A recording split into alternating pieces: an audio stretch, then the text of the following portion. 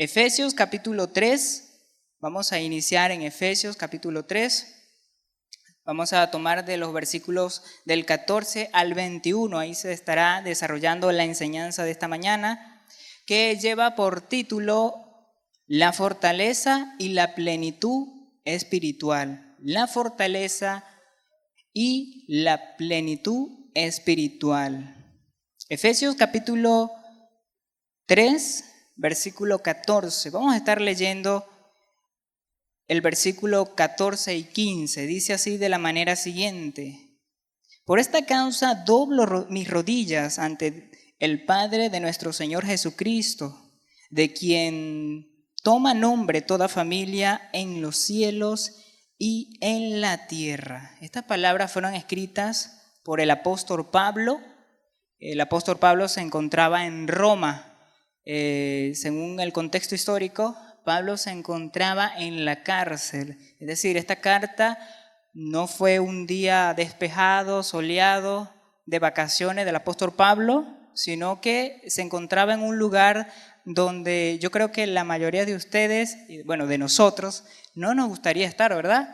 Es decir, en prisión. El apóstol Pablo estaba allí, no era porque era un malhechor, ni porque había hecho algo malo o algo indebido de acuerdo a la ley, sino por causa de la predicación del evangelio. ¿Por qué razón? Porque en aquel entonces la iglesia estaba siendo perseguida. Recuerden eso, la iglesia estaba siendo perseguida y los cristianos estaban siendo masacrados, estaban siendo incendiados en las plazas de Roma a causa de este emperador que estaba en el tiempo de Pablo. Y la iglesia se encontraba haciendo cultos a escondidas. Damos gracias a Dios que nosotros actualmente podemos estar aquí en un domingo en la mañana, tranquilos, venimos, desayunamos y venimos al templo totalmente en paz. Pero estos cristianos no era para ellos de la misma manera. Ellos se encontraban perseguidos, se reunían a escondidas de las personas que estaban a cargo del gobierno en Roma, porque apenas se enteraban, iban y saqueaban su casa, su familia, y ustedes saben el contexto histórico de que algunos eran echados a los leones y era algo terrible para el cristiano. Así que no se ponga bravo, no se desanime si un hermano lo mira así con cara de arrugadita, no. Mantenga su fe en el Señor. La palabra de Dios nos insta a que nuestra fe esté puesta en el Señor y no en lo que veamos en las personas, porque somos humanos, todos fallamos. Nosotros estamos aquí, pero tenemos también fallas, como toda persona. Vamos a comenzar en el contexto, en la parte de la fecha. Fue escrita esta carta en el año 60-62 después de Cristo. El apóstol Pablo, cuando escribe esta carta, no solo escribió Efesios, sino también que escribió posiblemente al mismo tiempo la carta de Filipenses, de Colosenses y Filemón. Acuérdense que había bastante tiempo para Pablo. Se dice que uno de los ayudadores que lo estuvieron ayudando allí fue Lucas, el médico. Acuérdense del Evangelio de Lucas, fue muy bien redactado, tiene bastante contexto en cuanto al contexto histórico de la misma Biblia, si usted compara el Evangelio de Lucas con los demás evangelios, se va a dar cuenta que tiene más información, es decir, como que Lucas tenía esa cualidad, esa capacidad de escribir mucho más, porque era alguien letrado. ¿Por quién fue escrita esta carta? Fue por Pablo, repito, nuevamente, pero resulta, pasa y acontece que Pablo no fundó esta iglesia en Éfeso, sino que esta iglesia fue fundada por Priscilas y Aquilas. Era una pareja, dotada en cuanto a la predicación, según Hechos 18:26, lo puede verificar. Ellos fueron dejados allí por Pablo de misioneros, en un viaje misionero, en Hechos 18 al 19. Y la iglesia se encontraba cerca en el río Caister. Se encontraba esta iglesia. Y vamos a ver que lo que pasó en esta iglesia sigue aconteciendo aún en nuestros días. ¿Por qué? Porque dice el mismo apóstol Pedro en una de sus cartas que los mismos padecimientos que padecieron los hermanos en la antigüedad y en otras partes del mundo, de igual manera vamos a sufrir nosotros esos padecimientos. Por eso Pablo insta a la iglesia a estar firmes. Vamos ahora sí a entrar al pasaje. Era necesario ese contexto, hermano, para que tuviéramos un poquito más de luz en cuanto al pasaje que vamos a estar leyendo. Vamos a irnos ahora al versículo 14 y 15. Dice: por esta causa doblo mis rodillas ante el Padre de nuestro Señor Jesucristo, de quien toma nombre toda familia en los cielos y en la tierra.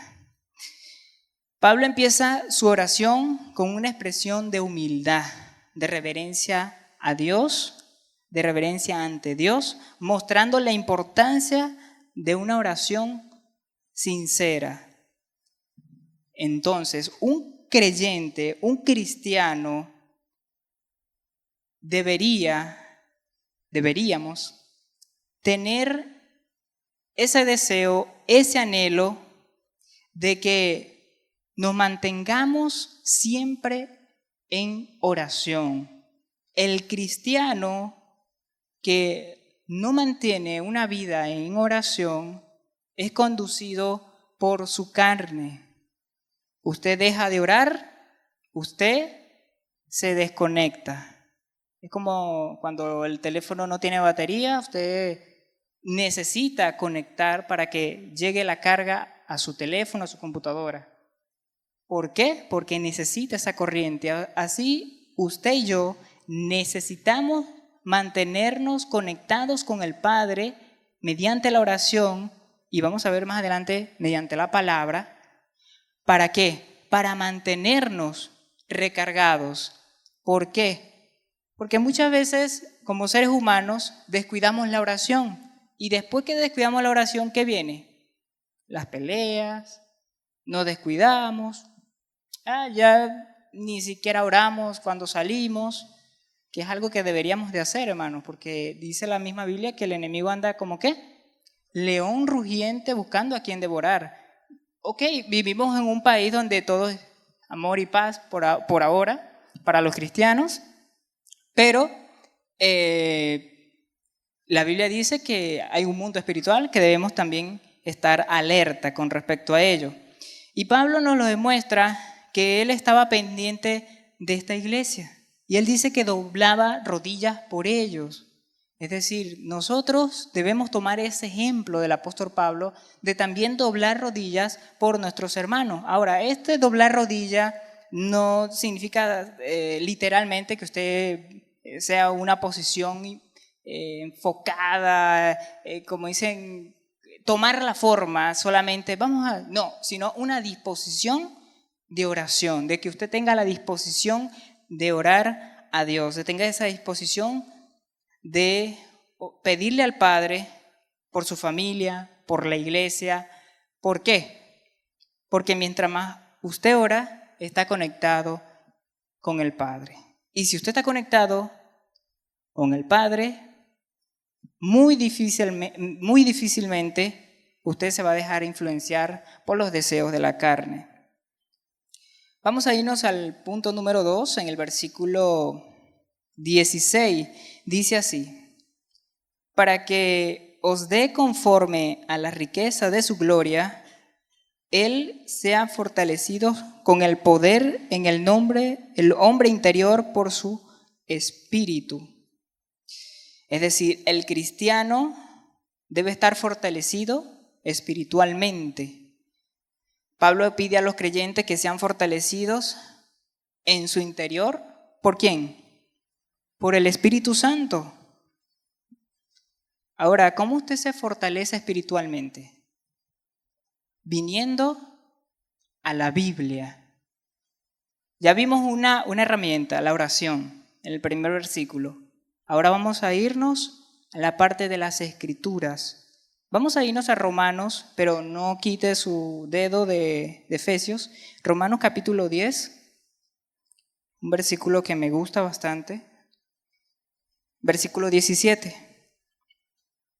Dice así: así que la fe es ¿por qué? Por el oír. Y el oír por la palabra de Dios. Ahora, un cristiano, si quiere ser fortalecido espiritualmente, necesita venir a la Biblia para que su fe sea fortalecida. Y esto lo vemos, hermanos, no sé cuántos han ido al hospital, un ejemplo, que hay muchas personas que están delicadas de salud, algunos están muy afligidos, pero cuando llega un hermano o una hermana que los visita y comienza a leer la palabra de Dios, ella cambia su rostro, el ánimo, el gozo que solo la palabra de Dios puede transmitirle a ellos. ¿Por qué? Porque el mismo Señor Jesucristo lo dijo, estas palabras son espíritu, ¿me entiende?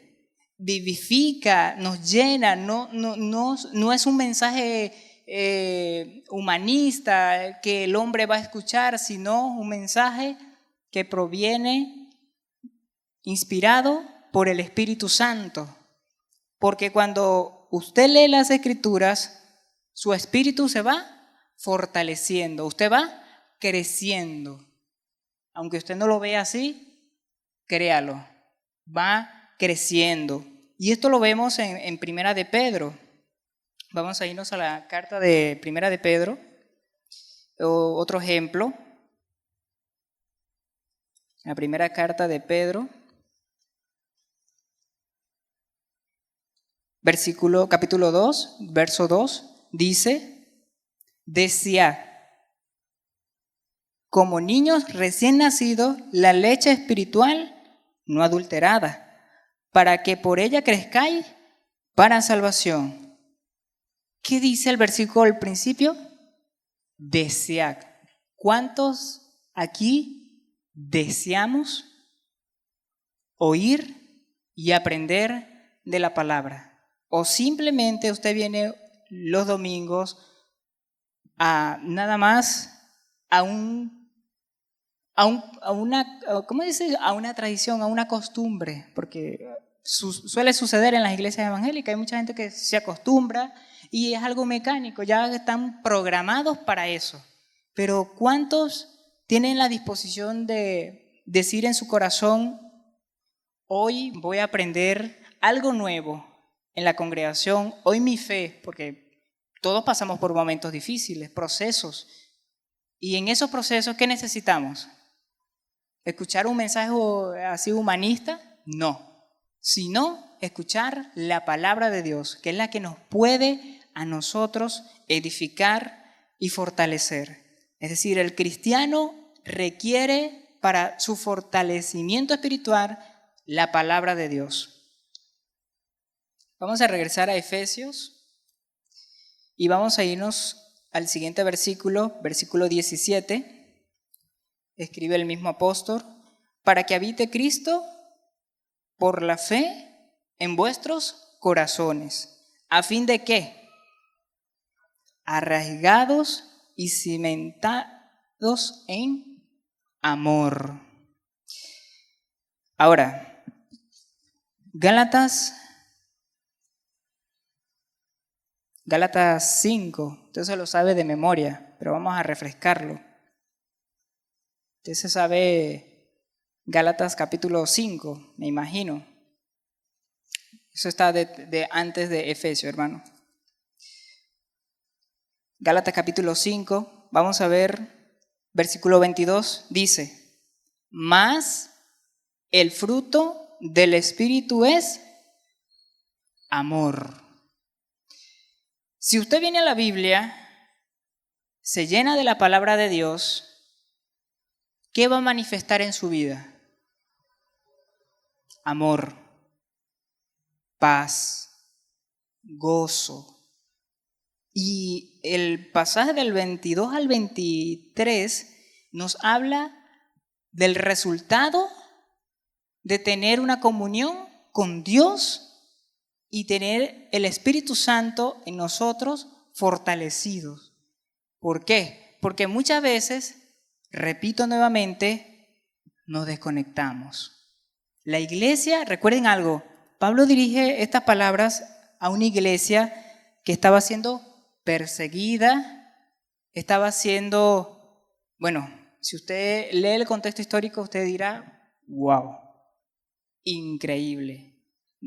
Nosotros estamos aquí, hermanos, a comparación con ellos, súper relajados. Sí, un poquito de calor, pero estamos tranquilos. No hay preocupación de esa magnitud que estaba sufriendo la iglesia. ¿Y qué le dice Pablo? Le dice que mantengan su fe en Cristo, en sus corazones, a fin de que sean cimentados en amor.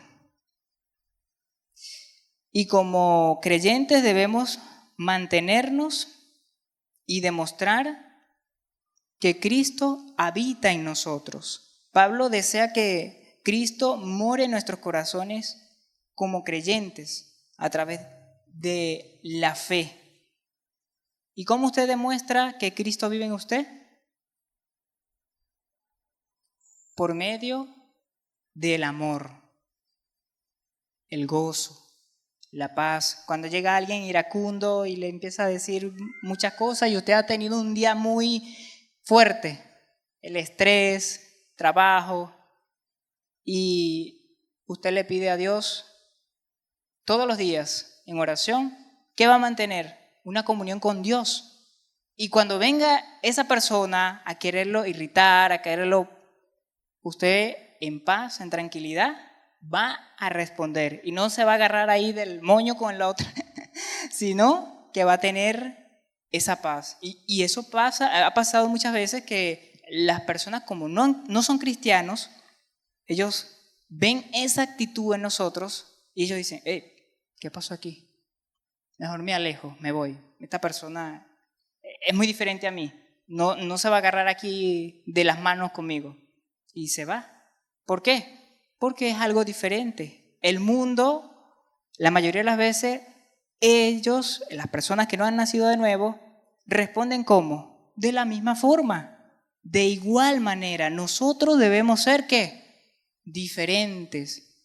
La palabra nos manda a ser diferentes. La palabra santos en el original griego es agios y significa diferente. Si usted, como dice el mismo apóstol Pablo en 1 Corintios, si usted es un santificado en Cristo Jesús, usted es diferente.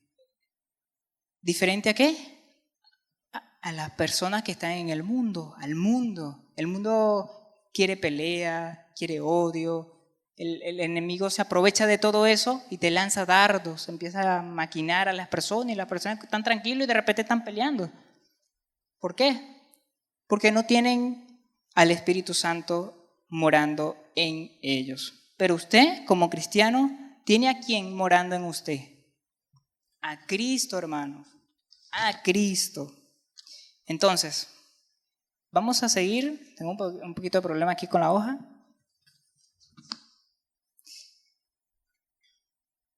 Vamos a seguir en el versículo 18 y 19. Dice así. Seáis plenamente capaces de comprender con todos los santos cuál sea la anchura, la longitud, la profundidad y la altura, y de conocer el amor de Cristo que excede a todo conocimiento, para que seáis llenos de toda plenitud, de toda la plenitud de Dios. Dice Pablo, seáis plenamente capaces de comprender con todos los santos. Es decir, esta no es una cualidad que solamente yo voy a recibir por leer las Escrituras, por mantenerme en una comunión con Dios, sino que todo creyente en todo el mundo Dios le da esa capacidad con todos los santos.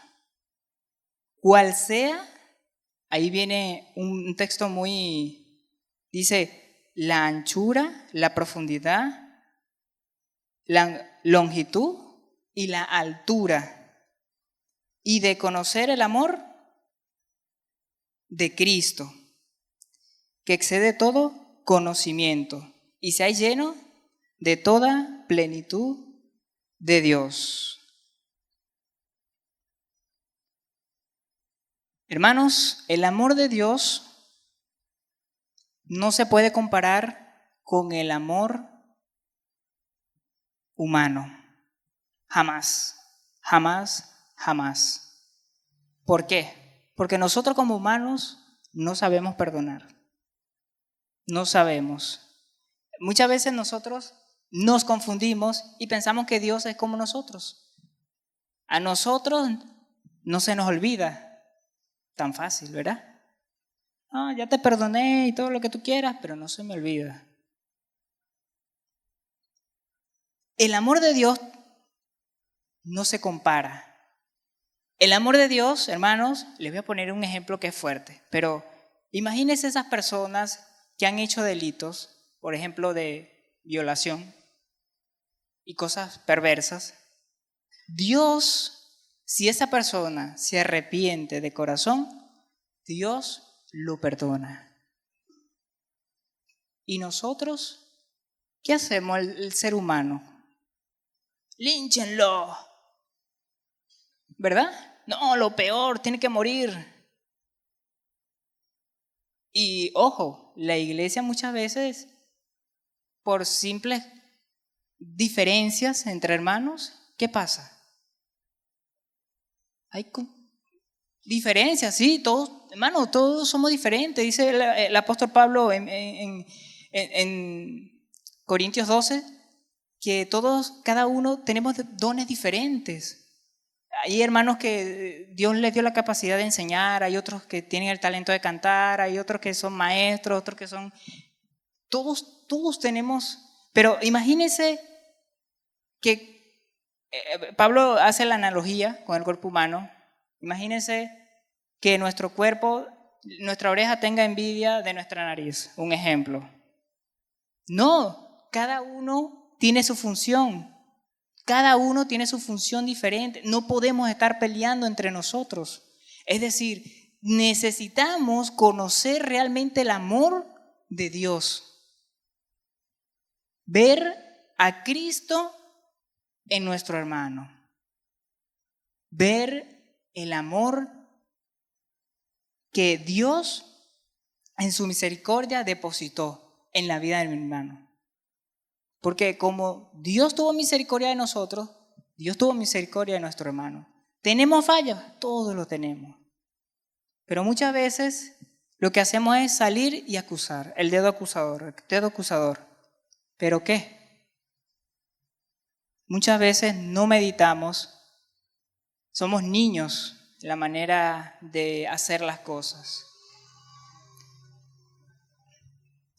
Versículo 18 y 19, Pablo pide a los creyentes que puedan comprender la anchura, la longanimidad, la altura del amor de Cristo, que trasciende. El amor de Cristo no se puede comparar, repito, al amor de nosotros.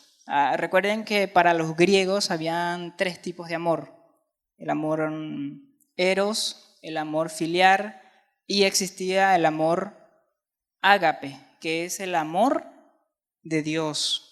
Pablo, cuando escribe esto, las palabras en griego para definir el amor, utilizó la palabra ágape o agapao en el griego, que es el amor divino. Y solamente los cristianos podemos manifestar ese amor divino. Los no creyentes no pueden manifestarlo. ¿Por qué? porque no tienen al Espíritu Santo, pero usted y yo que tenemos el Espíritu Santo en nosotros podemos manifestarlo. Pero ¿por qué no lo hacemos muchas veces? Porque se rompe la comunión. Si usted no ora, volvemos otra vez, vamos a recapitular. Si usted no ora, ¿en qué anda? En su propia naturaleza, actuando por sí mismo. Yo soy todo suficiente, como éramos en el mundo. Pero si usted ora, ¿qué está haciendo cuando usted ora? Depender de Dios. Dejar nuestra dependencia en manos de Dios. Vamos a irnos, hermanos, al versículo 19. 19 y 20 en adelante. Dice así: y de conocer el amor de Cristo, que excede todo conocimiento, y seáis llenos de toda plenitud de Dios. Y aquel que es poderoso para hacer todas las cosas mucho más abundante de lo que pedimos o entendemos, según el poder que actúa en nosotros. A Él sea gloria en la iglesia, en Cristo Jesús, por todas las edades, por los siglos de los siglos. Amén. Dice, aquel que es poderoso para hacer todas las cosas mucho más abundante. Muchas veces oramos y resulta que la oración pensamos que Dios no la escuchó. Pero primero, todos al tiempo de Dios, no a nuestro tiempo. Nosotros, como le dije, somos muy diferentes. Somos muy impacientes. Queremos orar y queremos ver ya el día de mañana el resultado de nuestra oración. Dios a su tiempo. Recuerde que el tiempo de Dios es muy diferente a nuestro tiempo. Pero dice que un cristiano que ora, un cristiano que se mantiene en oración, Dios le puede responder sus oraciones mucho más abundante de lo que pedimos. Según, ¿qué dice? Según el poder que actúa en nosotros. Aquí, si lo leyera un predicador de eso que les gusta llamar la atención, diría, y de hecho algunas personas que ni siquiera son cristianos han tomado este texto y dice, el poder que está en usted, hermano, amigo, y comienzan ahí sus cosas. Pero el poder que actúa, ¿quién está dentro de usted? Cristo. El Espíritu Santo está en usted. ¿Quién es el que lo mantiene firme en Cristo? El Espíritu Santo. ¿Quién es el que lo consuela? El Espíritu Santo. Ahora, muchas veces este texto es mal interpretado y la gente empieza a decir, no, saca el campeón que llevas en ti, muchacho.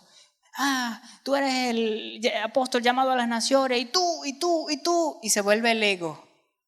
Y malinterpretan el pasaje de este pasaje. ¿Por qué? Porque aquí se está hablando, según el contexto que acá venimos leyendo, ¿de quién? Del Espíritu Santo, de Cristo, que habita en usted y en mí. No está hablando de nuestro ego, ni que eres mejor que fulano y mengano, no. Se está hablando de que el creyente tiene el Espíritu Santo y el Espíritu Santo es el que los puede llenar de gozo, paz, benignidad, paciencia, poder. Sí, hermano, sí. Ojo, no me vayan a malinterpretar esa palabra poder, porque también ahí entra también muchos factores, muchas personas por allí, los famosos milagreros. Pero, ¿poder para qué? Para vencer al mundo, hermano. Tenemos 3 enemigos. 3 enemigos tenemos. ¿Cuáles son? El diablo, el mundo y la carne. Pero, ojo, hay dos que nos atacan ¿desde dónde? Desde afuera. El mundo y la carne nos atacan desde afuera. Perdón, el mundo y el diablo nos atacan desde afuera. Pero ¿quién nos ataca desde aquí dentro? Nuestra carne. Los dos primeros se podría decir que es un poquito como más fácil contrarrestarlo, pero ¿y el que habita ahí con usted? Ese como el otro, el que duerme con usted. Un predicador una vez la que duerme con usted, y él, no, pero no vaya a pensar que es la esposa. Sino se estaba refiriendo a la carne. Es decir, hermanos, nosotros tenemos esos tres enemigos y debemos estar alerta con ello. Pero entonces, un cristiano debe mantenerse ¿qué? Firmes en oración. Vamos a irnos ahora así. ¿Cómo podemos nosotros aplicar hoy en día a la iglesia estos principios? Punto número 1, me lo traje aquí en chuleta. Dice, como cristianos debemos tener una oración constante. ¿Recuerdan allá orar sin cesar? Como creyentes debemos mantener una vida de oración constante y reverente, buscando la guía y la fortaleza de Dios. Si usted no ora, hermano, está sin brújula, está a la deriva, está como un barco en medio del mar, no sabe a dónde ir. Si usted no pide a Dios para su vida. Punto número 2. Como creyente debemos tener una dependencia ¿de quién? ¿De nosotros? ¿De nuestro ego? No, del Espíritu Santo. Reconocer la necesidad de ser fortalecidos por el Espíritu Santo para enfrentar los desafíos diarios. Si usted no es fortalecido en el Espíritu Santo diariamente, no puede derribar los desafíos que el mundo le va a enfrentar a diario. No puede. Es imposible, hermanos. Está bien, algunos días usted dice, todo está bien, todo está chévere. Pero de repente, ¿y qué pasó con el hermano fulano? Ese se descarrió.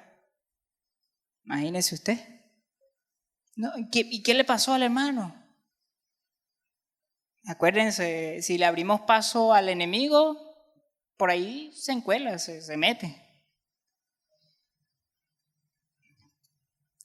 Punto número 3. Como creyente debemos tener fe en Cristo. Nuestra fe debe estar en Cristo. Asegurarnos de que Cristo habite en nuestros corazones a través de una fe viva y activa. No solo decir yo creo en Dios, como dicen las personas que no conocen a Cristo. Yo creo en Dios, pero de aquí para afuera. Y su vida es un desastre. Yo creo en Dios, pero ¿qué? Se portan mal, anda por allí sin dar fruto. Entonces, un creyente debe manifestar que Cristo mora en él, pero debe manifestar ¿qué? El fruto del Espíritu. Punto 4, dice, como creyente debemos profundizar en el amor de Cristo, esforzándonos por entender y experimentar el inmenso amor de Cristo, lo cual nos motivará a amarnos unos a otros. Si usted no ama a su hermano, usted no puede amar a Cristo. Si usted no ama a su hermano, es muy difícil que usted diga, yo soy cristiano. Porque si usted no ama a su hermano, a Dios que no le ha visto, ¿cómo le ama? Lo dice la palabra de Dios. Entonces debemos mantener ese mandato bíblico que dice, amarás a tu prójimo. Cuando el Señor le preguntaron sobre la ley, la dividió en dos. Y una de ellas es, amarás a tu prójimo como a ti mismo. ¿Quién es mi prójimo? Preguntó. Y ahí le dio la ilustración que el Señor le dio del buen samaritano. Punto 5, plenitud en Dios. Buscar ser llenos de la plenitud de Dios, viviendo vidas que reflejen el amor de Dios.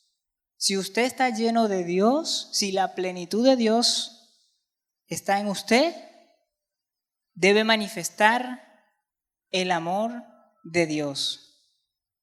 Pero damos gracias a Dios, hermanos, por su palabra. Yo sé que no regresará vacía. Debemos mantenernos, hermanos, firmes en la fe, que Cristo mora en nosotros. Y a pesar de las circunstancias que estemos atravesando, Dios está allí para con nosotros.